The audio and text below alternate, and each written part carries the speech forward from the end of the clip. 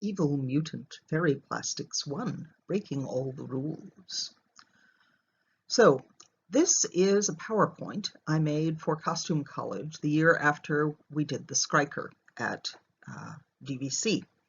Now, earlier in the semester, I told you about how I'd talk a little bit more about the plastic components of Evil Mutant Fairy Plastics and what we did with that in the course of working on that show.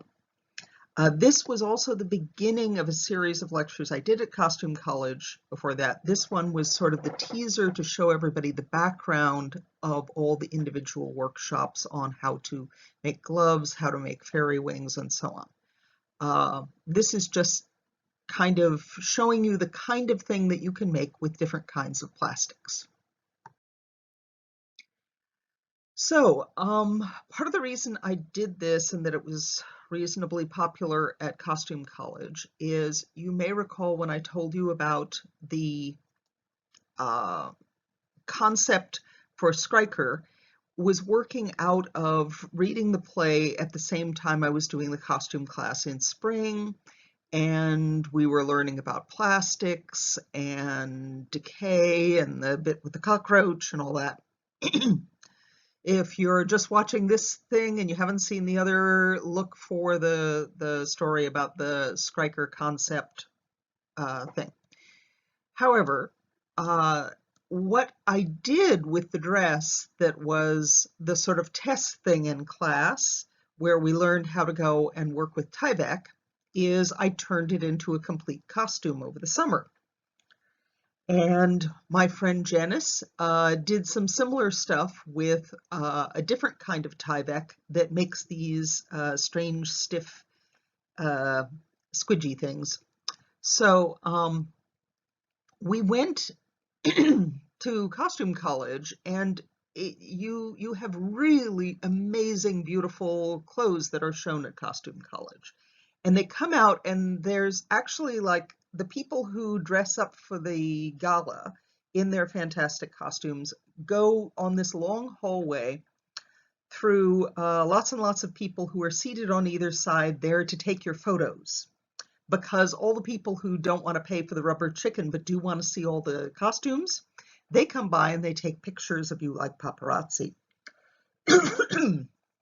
So we did this, and mostly at that point in time, the people who would come out in things that were largely historical. We started getting a little bit of cosplay coming in, but it wasn't that much.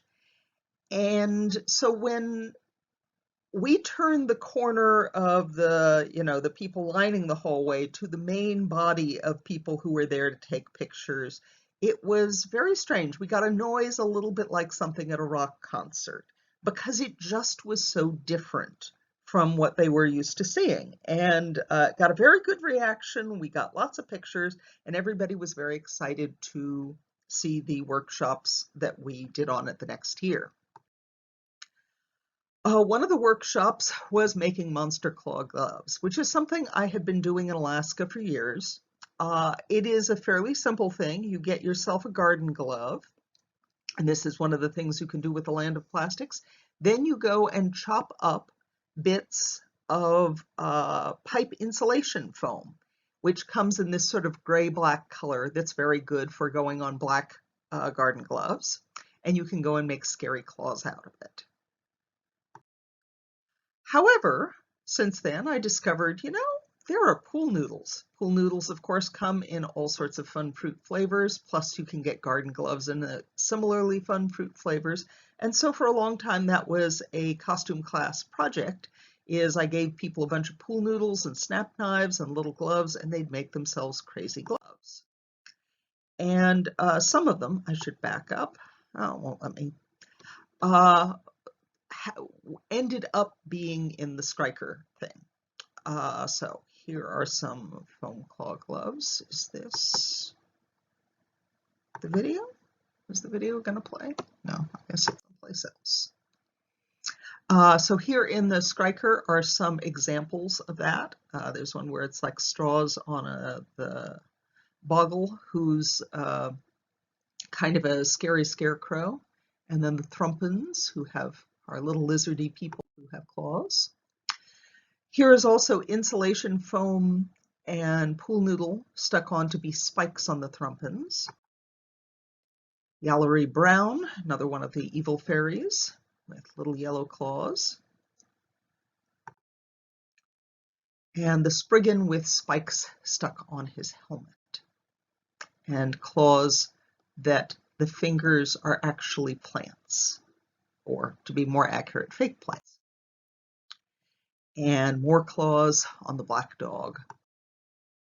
And here's an example of evil mutant fairy plastic claws that were done at the workshop when I was doing examples.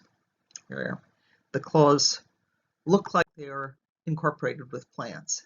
Now this set was made, one half was made by me as an example, and the other half was made by a student who finished off the other part of the gloves and then decorated it based on my specifications, and that became the Skriker's set of gloves that you see within other pictures. Elsewhere, we have these gloves that were on Raw Head and Bloody Bones. That was actually the first set, that type of claw is the first kind of foam claws I had encountered. A student at UAF had made a set for a creepy character in a show based on Alaska Native legends that we did up there, and made a rather similar pair of claws, which always made people gasp. So when it came to Raw Head and Bloody Bones, I did the same thing again. You have to give those to an actor weeks before the show starts, preferably like right in the first weeks of rehearsal, because while they are foam and they are very light, there's a lot of leverage on them, and as you put them around the fingers to do that, it's very hard to control them. And so a person needs a full, like 3 or 4 weeks of rehearsal to get it so that they can completely control the way the hands look and what they're doing. It also helps to teach the actor on a set like that how to do the repairs on them and give them a glue gun so that you can get them to, while they're working on them in rehearsal, if they break, they don't just stop using them, they fiddle with them and they modify with them until they fit them exactly the way they want to. And they can make them longer or shorter and work with them and bend them and all that to see how they can make them work better with their costume and their movements. So that's just pipe insulation foam. Here you can see on the headdress of the Skriker, there is more pool noodle spikes and things. Now, the other plastic experiments consisted of squishing flat various bits of plastic. Now, as you might have seen already, there's a little video on how to make fairy wings using the plastic that you use in Easter egg baskets. And the thing that you use to hold them together is you get dry cleaning bags, or the kind of bags that are used to hold fruit in Safeway. That is a very soft, what I refer to as a juicy plastic, one that helps stick other things together. So sometimes certain plastics, particularly iridescent cellophane, which is the best looking plastic to use for these kinds of projects, are a little bit dry and they don't like to stick together as much. But if you either encase them in or stick them together with, in some way, a dry cleaning bag, they will stick together with all sorts of disparate types of plastic. Dry cleaning bags are great for that. They're just kind of like the glue that holds all the other plastics together. So for instance, on the left, that is a really hard kind of plastic to work with. That is Mylar chip bags. Now, Mylar chip bags hold up very well. I once sewed a costume entirely out of Mylar chip bags, but in order to get them to be flat and to get them to stick together, they don't like to stick together, and if you get them too hot, they shrink up in ugly ways that are not terribly desirable. So it's really, really hard to get the perfection of flatness that she got there. on that hat. The gentleman in the center, he made a wireframe hat and then just wrapped it with a plastic black garbage bag and then hit it with a heat gun so it shrink wrapped over it in this sort of strange, tight, weird skin-like way. And then on the right is a chip bag of Mylar over a wireframe that somebody hit with paint and then hit with a heat gun to see what happens. I didn't turn into any one thing that was that great, but it did create a sort of really interesting look that I've kept that thing around so that I will be able to use it as a stealable idea in the future. Another experiment I did is I made some fabric out of plastic that I later turned into a corset. And one of the things I did is I cut lots of bright pieces of plastic into a salad, so to speak. I also threw in little bits of orange netting and yellow netting because I figured it might make it stronger and it might be interesting looking. And then I squeezed them between 2 layers of bubble wrap and ironed them. And as you can see in almost the center of the picture, there's a little section where the bubble wrap has come in contact with a pink clear plastic, and it's made this design kind of like fish scales. And that's one of the main things I discovered about bubble wrap. That and the fact that it's kind of strong, especially if you take 2 layers of bubble wrap and wedge all this fun stuff in between. That makes for a very, very a comparatively tough kind of plastic that you can make things out of. Plastic in general is rather weak. You need to not pierce it with a lot of sewing. You have to be kind of gentle with it because it does want to fall apart. It is just, you know, things like chip bags and bits of old gel and random bright things. So this was the sort of corsety thing I ended up making with it. Oh, and you'll notice that I'm zigzagging things together in a really big broad stitch. The plastic gets weak in spots where you pierce it with the sewing needle. And so if you do it in a zigzag, you end up with 2 lines of stitching that are piercing, but they're very widely spread apart. And so it does less damage to the plastic and it holds up better. Here are some fairy wings, at least experiments at making fairy wings. One of them is from a bag of a red bag for encapsulating a gift basket for Valentine's Day. That does amazing dried blood looking stuff, as you can see. And then on the right was a bit of the Easter basket fluff wrapped in a plastic bag like a one for shopping for fruit in, and then later spray painted and then hit with a heat gun. Okay, on the left, that's another one with that's golden Christmas tinsel and a little bit of iridescent green stuck in iridescent clear and then another clear bag that had more juiciness so it would all hold together, and then a heat gun. Now the green and blue you're seeing, that's more than one layer of translucent blue, iridescent green, and iridescent blue, all stuck together and wrapped like a big fluffy bag loosely around a wire frame, and then hit with a heat gun and not ironed. And that makes this big, fat, crunchy looking wing that has all these neat sort of craters and stuff in it. Then on the right was where somebody used just a regular shopping bag in a sort of beigey brown with a little printed design on it, and then ironed it to the frame, and then spray painted it with these fun colors, and then used a heat gun to put holes in it so that it would look more distressed. Now, partly where we got this idea was somebody just grabbed a heat gun from upstairs and tried to think what would do with it. But as soon as somebody did, I went online and looked at things that could be done that way.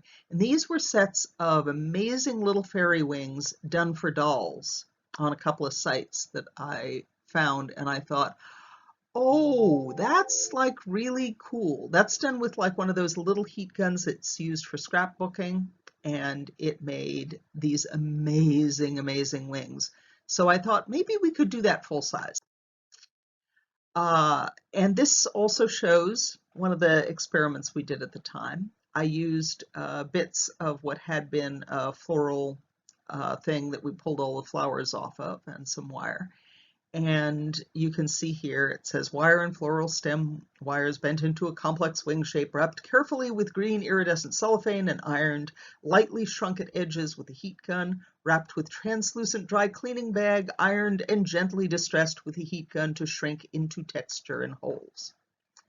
So that's essentially how you do that. The green lady had bigger wings that were based on that experiment. And the Skriker. And then the Fair Fairy here, she had these very, very thick wings. They were layer on layer of gold and orange recycled bags, I think, a certain amount of bubble wrap, and different kinds of yellow cellophane and iridescent gold cellophane.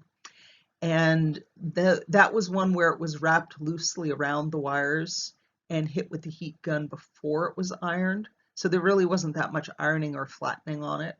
And these things are like, they'll stand up on their own. They're these very thick, tough, crunchy things, but they have amazing texture that looks good on stage. It isn't necessarily something you would do for up close, but it made for texture you could read on the main stage.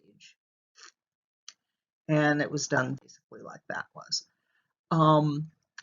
Then this is, if you want a wing that's soft, because the thrumbins we wanted to look like they were some sort of lizard that became a bird and then went back to being a lizard, and it had these vestigial wings, because they were going to have to roll around on the floor and climb about, and they're supposed to like clutch onto people and be carted around on their shoulders and all sorts of things. And so they needed to have wings that didn't have any wire in them. And so what we did is we made them by putting them on a wire and then cutting the wire out and then re-ironing it and making sure the edges were sealed with a little bit of extra stuff, and they were ironed flat so that they wouldn't have sort of stabby bits, because when you do the very fluffy sort of wing where it's lots of layers but it's very thick, there are lots of parts that are very rough and inclined to poke at you if they're against the body. You can't lay them directly against the body. They have to sort of hover out of the general vicinity, because otherwise you get sharp bits. But the soft wings, you keep squishing them flat, and you make sure the dry cleaning bag is your outer layer. And that's what those looked like, so that they could like crawl around and roll on them and not have anything go bad with them. And we safety pinned them on and then would take them off when we washed these things by hand. We also used it for making some ears, as you can see here. And so you can see on the left the soft kind, and on the right you've got that more thick, crunchy kind. So you do the rough heat gunning without the ironing, and with more of the crunchier iridescent kinds of things to get a very soft thing that is still three-dimensional. But this is one that you're not going to put near somebody's flesh. They'd have to have covered flesh for it. It's still floppy because the wire has been taken out, but it's not as floppy as the ones on the left, which are made to be rolled on. And you can also take bags that have things that are conveniently printed on them, as you can see at the top. And we figured out how to make feathers with these experiments by going and putting bunches of layers of white and then basically heat wrapping it around the wire and then cutting it into shreds to make a sort of fluffy artificial feather. Here we have the red cellophane gift bags and the rough heat gunning that makes the crunchy sort of dry blood looking ones.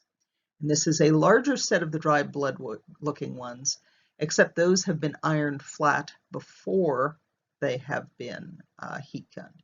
Now when you iron them flat between 2 layers of cooking parchment. Cooking parchment stops plastic from sticking to itself. It has this micro-thin layer of silicone on it, and you can put hot glue on it, you can do all sorts of stuff with it, and once it cools you can peel it off and it will not stick to your iron and not stick to your ironing board if you have the cooking parchment. So here are some of the steps for a very basic wing, where you've got iridescent cellophane, you're wrapping the wire, keeping it in place. Here you're heat gunning it first to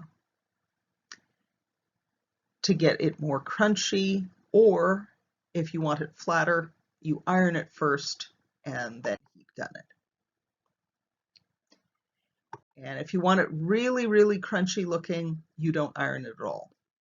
Now this is another experiment. This is the iridescent plastic going over the Tyvek, which is also being warped and sewn together in this weird way. So it's got a layer of Tyvek that has been painted with metallic paint, followed by a layer of translucent pink cellophane, followed by a layer of green-blue sort of crispy cellophane. Now, Tyvek, which is the main component of that crazy dress. That is a thing that you may have heard about in the news of late, because it's what the super safety suits that they make for medical people are from. You can have them where you can sweat stuff out, but nothing can come in, which is one of the properties of one of the types of Tyvek, is that it will let moisture out. So as you're sweating, it gets out. It still feels kind of like a sauna suit, but whatever, it will still let some of your heat and your moisture out of it, but it doesn't let stuff in. That is true of the ones that are made for being those kinds of suits, but it also is true for what's called Tyvek home wrap. So there are different types of Tyvek, and they do slightly different things, and different things you can do to Tyvek that do slightly different things. So for instance, here is Tyvek being ironed. You can see that it has a certain amount of the metallic paint put on it. This is one of those two-tone metallic paints that when you heat it will form into crevices and give it a sort of iridescent jeweled appearance. Now, depending on which way you iron it from, you will get different results. So for instance, if you iron it from the side that has your paint on it, you will get a series of little crater-like things. If you iron it from the back, you will get a series of pustule-like things on the top. So as you're working with the Tyvek and other sorts of plastics, mostly you want to heat it from the back if you want your pustules. If you want craters, you want to heat it from the front. And that's what we learned when I made that first example and the costume class started distressing it. So we ended up with lots of craters where it was hard to get behind it, and we had a lot more pustules in places where it was easy to get behind it. And you can see the surface of the painted stuff and how it gives it a little bit more of a jewel-like texture. Now this is a lot of different colors of paint, some of them with that iridescent quality, some of which were just sort of scumbled bits of metallic paint. We had a bunch of paint that was getting kind of old, and we had somebody who hadn't done their lab work with Scott. And so I set them out in the driveway for hours and hours and hours, and they used up all the paint on the roll of Tyvek before we had this class the final class where we were going to play with Tyvek. And I sort of sewed it onto that t-shirt, and then we started playing with it. Now, plastic bugs, glitter glue, and rhinestone. After I used it for that class, I started adding stuff to it before it went to the costume college the first time. And this was, as you may recall, the conceptual basis of what the Skriker concept would be, and sort of a sales pitch to Ed for maybe doing that. So I kept adding bits of rhinestones and glitter glue and lots of little rubber bugs. May I say that the most difficult part of the entire process is getting rubber bugs to stick. Hot glue, any kind of glue, any kind of anything. Little rubber bugs want to fall off. That's just the nature of little rubber bugs. They don't like staying. That thing has been shedding bugs ever since I made it. It used to shed bugs every night, and then I'd train the girls as to how to go and stick more bugs on, more rhinestones. By the end of the run, it was like craziness. Now, one of the reasons that Tyvek does different things in different forms, it's olefin plastic. I don't know what that really means, but I know that that's what it is. But depending on the structure of it, it does different things. So like this forms into little vertical pleats when you heat it up. And it has a texture like this when you look at it through a microscope. The Tyvek home wrap, on the other hand, which forms into either the craters or pustules, depending on what side you're heating it from, it has this kind of linen look to it. When you look at it microscopically. And it has what looks like a pressed-in linen look that's even larger on the outside. So Banner Tyvek does this sort of vertical thing. Banner Tyvek, for the most part, I don't super recommend for this kind of heated decoration. It's okay, but it's very expensive compared with the Tyvek home wrap.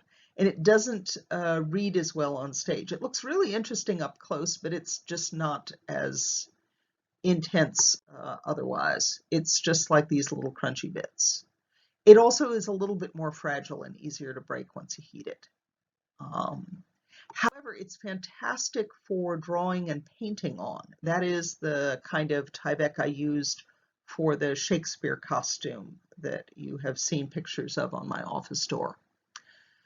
So this one is, however, made out of the Tyvek home wrap, and this is the scene in which the Skriker has her fairy ball and she wears it. And this is what it looked like under the lights. Thank you, Jessica Bertine, lighting designer and set designer. So that is that. It just frickin' glowed and twinkled and looked diseased all at the same time.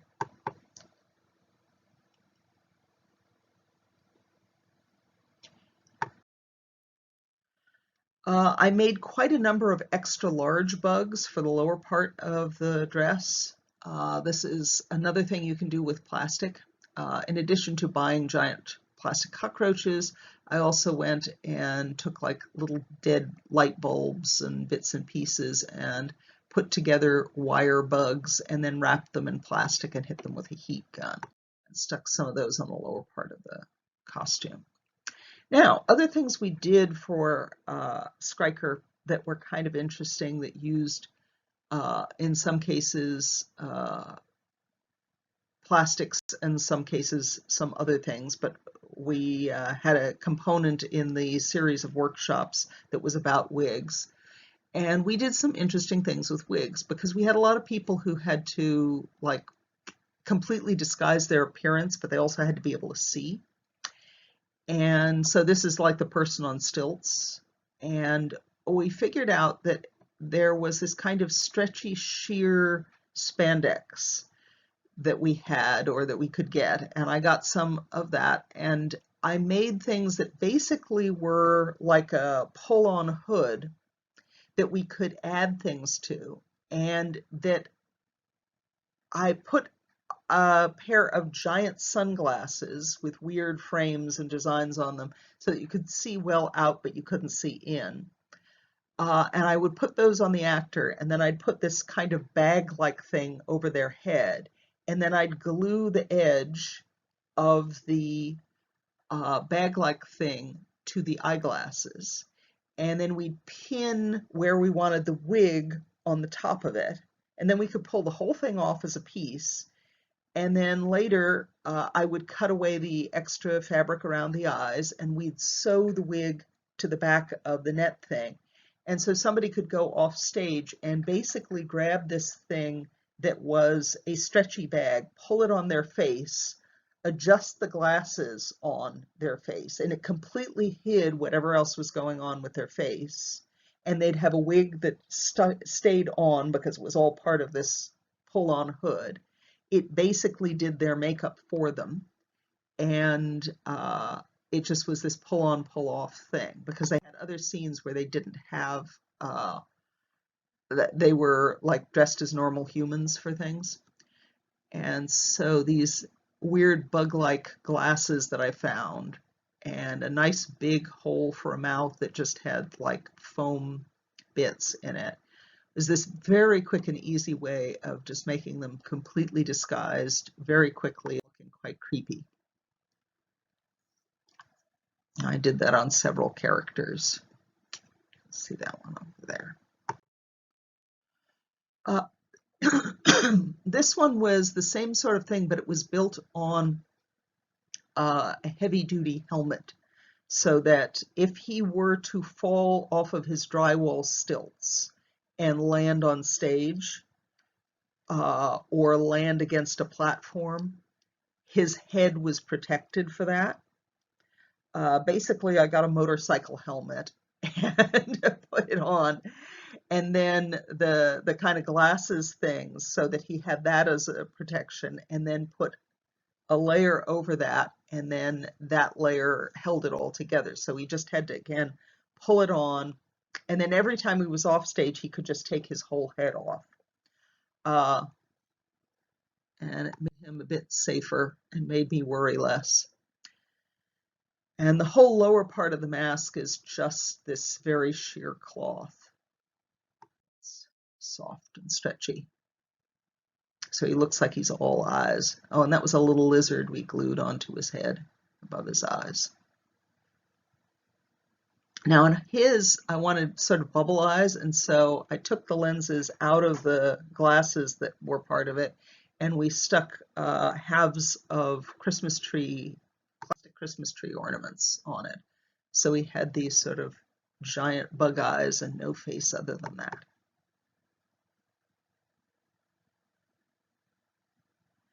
And there he is with his drywall stilts being taller than everybody. Then we also did that where we had a girl in one of the Eternal Zentai suits, where we had this very pretty girl who was supposed to be this strange coming out of a lake and drowning you crone with sharp teeth and frog fingers and so on and so forth. And so it was a Zentai suit, but we cut out enough of the face that she could breathe and see properly. And then we put big scary teeth on that. And so they only really had to do like eyebrows for her. So that it was like this sort of mesh thing across her face, and she didn't have to put the wig on top of that. It was just sewn to the thing. So she'd unzip, climb in, put it on over her face, and then they just stuck these funky eyebrows on her.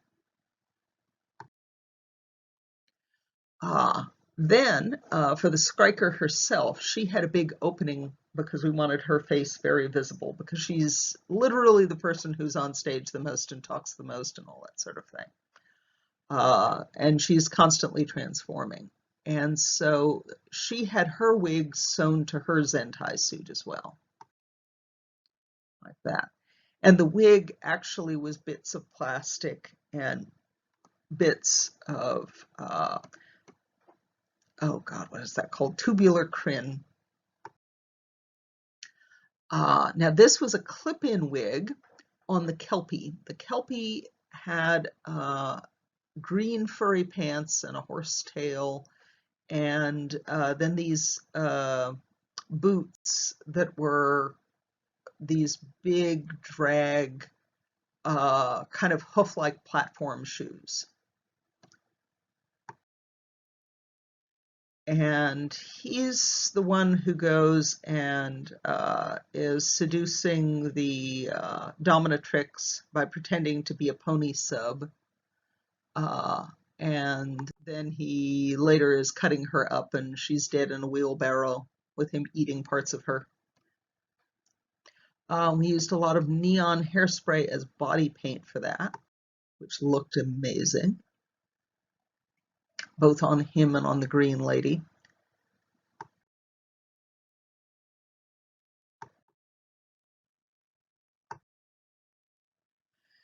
And that went in with looking just the regular spray paint on the bodysuits on the Thrumpens.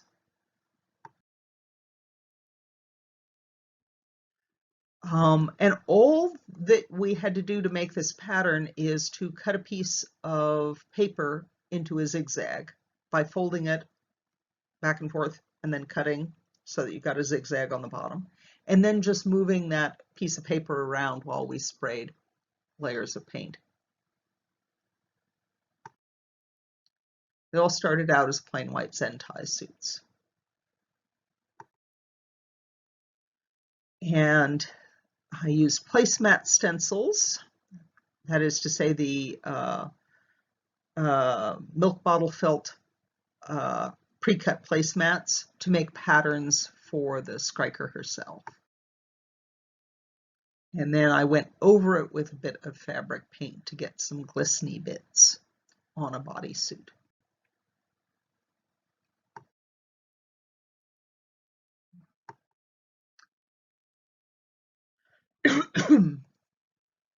Black Anise had a wig made from 4 wigs built on a laundry basket. Oh, and yes, and there was the dead baby skirt.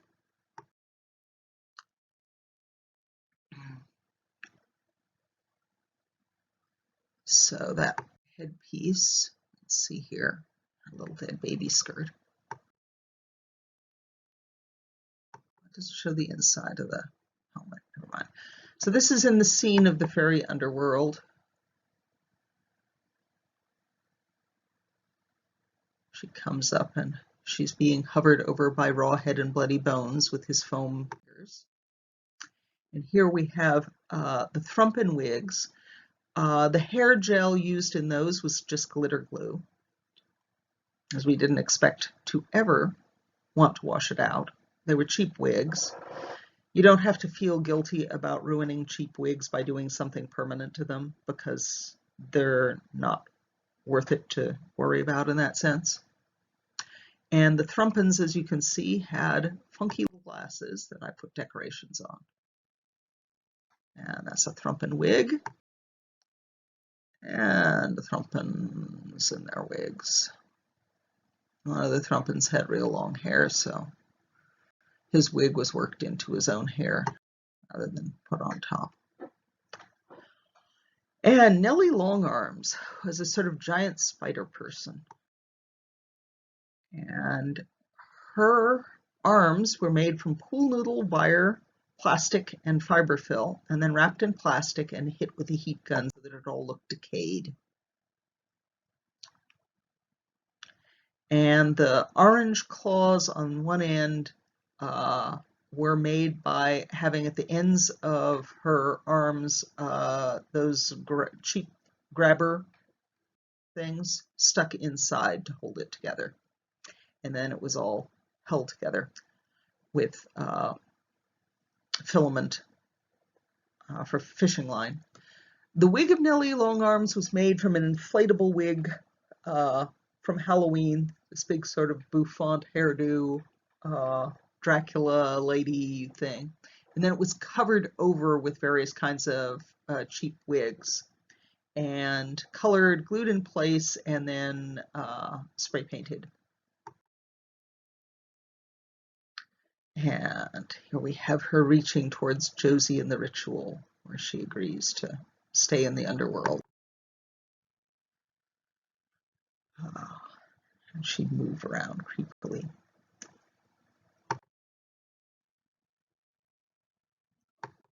When she moved one arm, the others would move.